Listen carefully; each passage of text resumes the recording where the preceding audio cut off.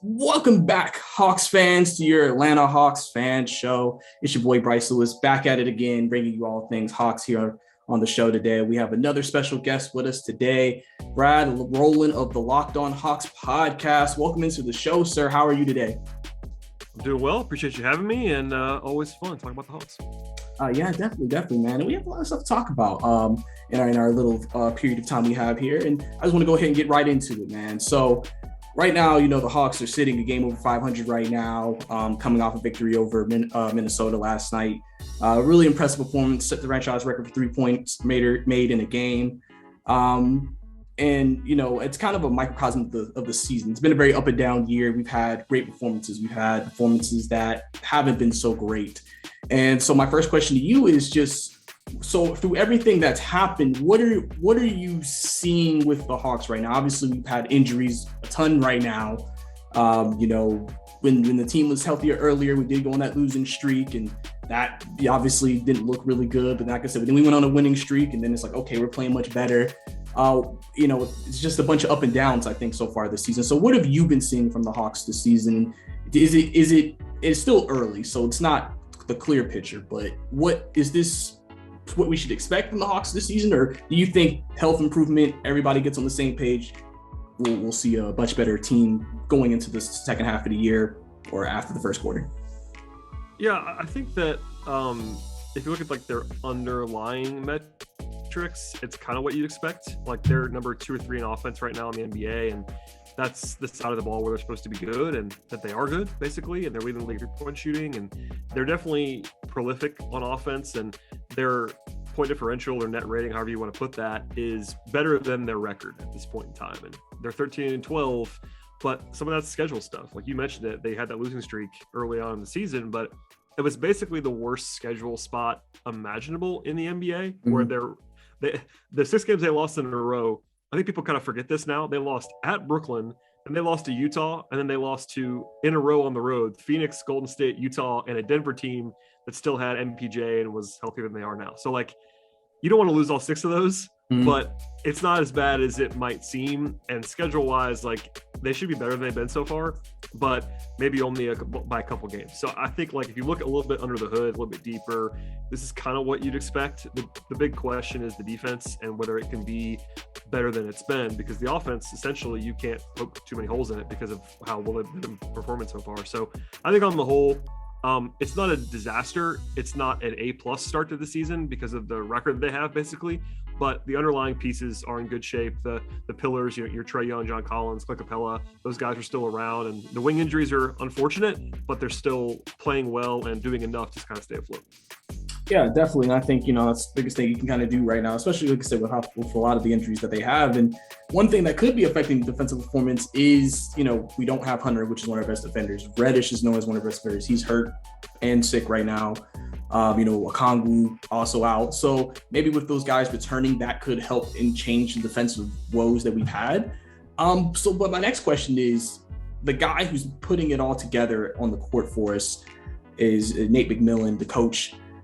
Nate, so far early in the season, some Hawks fans, again, it's early, so that's why I try not to put too much into it, but they have seen some things that they're not particularly happy about. Sometimes just maybe the second unit staying out there longer than they want them to, or even there's questions now, as of recently, about with as many injuries that we've had, especially at the wing spot, why isn't Jalen Johnson playing? Is Nate just not against rookies playing? I don't know if you know anything, so I just wanted to ask you about your assessment of Nate McMillian so far going into the season. Are you feeling he's doing the best of what he can? Is this pretty much what to be expected, or what? Yeah, it's interesting. I feel like with the way the Hawks closed last season, they were so hot under Nate that I think people kind of thought that he was this talent whisperer, and he figured it all out and could do no wrong. And I think Nate McMillian has been a solid to better than that NBA coach for a long time, but he's not elite, basically, is the way that I would describe that. Like, his process stuff is interesting. His best traits, at least from what I can tell, again, and by the way, we'll never know all of it on the outside. Not even the best analyst in the world is going to know all the stuff that a team does, because we just can't see practice. We can't see all that kind of stuff behind the scenes and the relationship stuff like that. And that's what Nate's great at. Nate is well known for relating to players, the team really bought in last year. That was very clear to see. It's also very clear what they were saying out loud and the tone of what they were saying and the run they went on, and he gets all the credit in the world for that.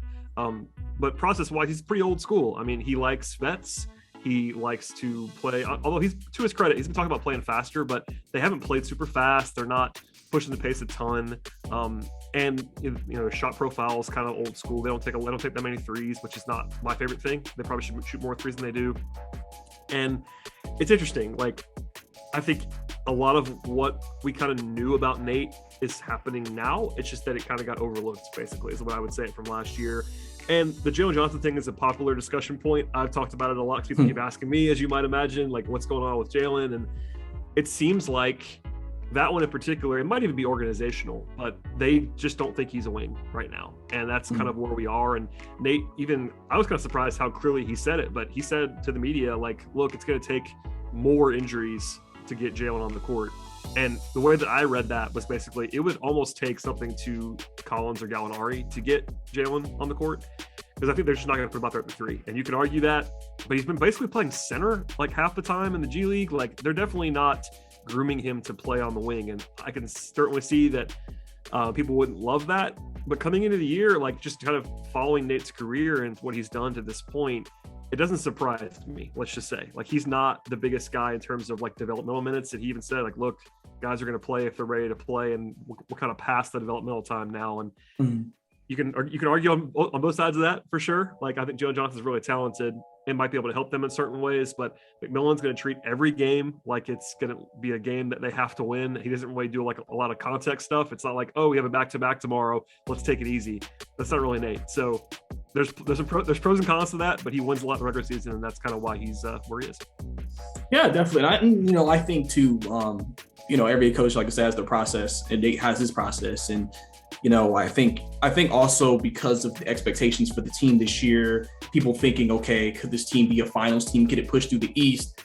I feel like you're going to definitely start analyzing the team and thinking, okay, if we don't do this, this is not going to make us a final team, and this is not going to make us a final team. And so sometimes we can overanalyze situations and then put more blame on the coach than maybe there is to actually be put on him. So that's definitely something to keep an eye on.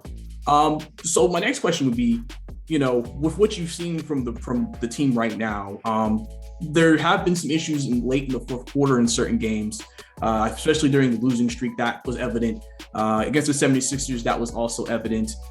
When you watch the Hawks play, do you see maybe why fourth quarters they seem to go very stale offensively?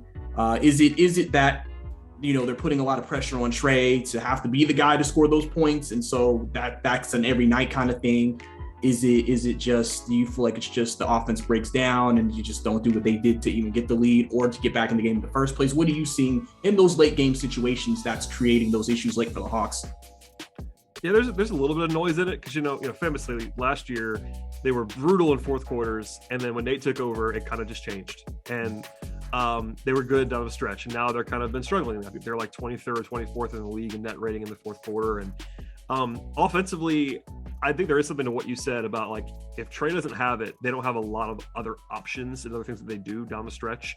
And that's kind of the NBA in a lot of ways. Like, most teams run a lot more stuff early in the game. They run a lot more sets and plays and things. And then at the end of the game, it's stars being stars and running pick and roll or running an ISO. And that's kind of what you're going to be able to do. The game slows down a lot. And, I think Trey's had an awesome season, but even in the last couple of weeks, he's had some great games that also just didn't end great. Like, he had a couple of shaky fourth quarters, and most of that's just like noise. I don't think anybody's worried about Trey Young not being a clutch player or any of that stuff. Like, he's really good. He's had plenty of huge moments, but if he doesn't have it, they still don't have that secondary guy that you just throw the ball to and get out of the way and let those guys run offense. So I think Nate has even said this. They kind of want to almost replicate what they're doing the rest of the game in the fourth quarter more than they have so far.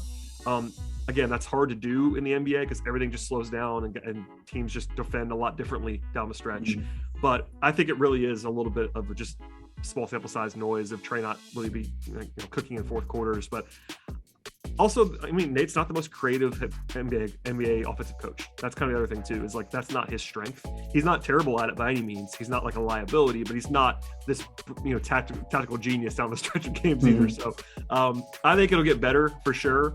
But there's no necessary rhyme or reason because, like I said, last year was kind of the perfect encapsulation. Like they were awful, and then they were suddenly incredible in the fourth quarter, and now they're kind of trending back down. So there's a lot of randomness, I would say. Yeah, definitely. It's definitely a lot of things. I think some people try to see things happen last year compared to this year and try to say, oh, we're doing this again. Something's going off. And like I said, still early in the season. So many things can happen. You can't really just say this is the team now, even though people want to jump the gun. And last question before I let you go. And you mentioned about the secondary guy. John Collins has had, a great year for the Hawks so far. I think his numbers may not show it, but he's done a lot of good things for them.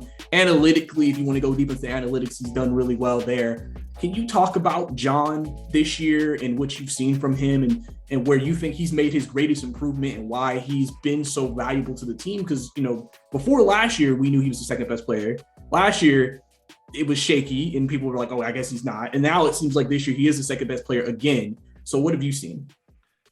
Yeah, the way that I've been saying it through 25 games is basically Collins is playing at an all-star level. And you wouldn't necessarily notice that if you weren't watching the Hawks every night because his counting stats are not like blowing you away. I think it's like 17 and 8 right now per game. Mm-hmm. But if you watch him, he's number one, he's always been incredibly efficient offensively. And he's got that same like 65% true shooting. He just makes everything. He's great around the rim. He shoots well, but it's the other stuff where he's gotten a lot better. Like his passing is the best it's ever been now. Like he's a legitimate playmaker.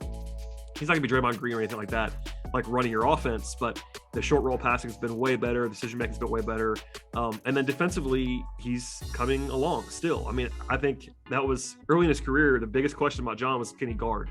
And he started to answer that and answer that. He's been better every single year, basically on defense to the point now where he's a legitimate positive most nights on defense. And like that combination of the way that I would say it is just like, he doesn't have any weaknesses at this point. Like last year, I would have said the number one thing that he wasn't great at was passing.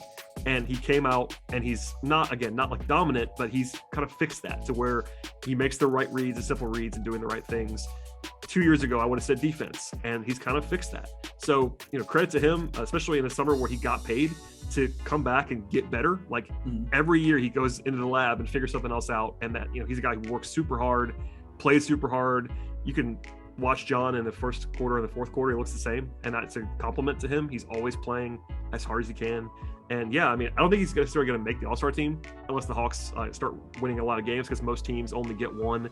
And his numbers aren't there. But honestly, I think he is playing at like a top 30, 40 player level in the NBA right now. I think he would be, on my short list of All-Star consideration in the East. That's how good he's been so far.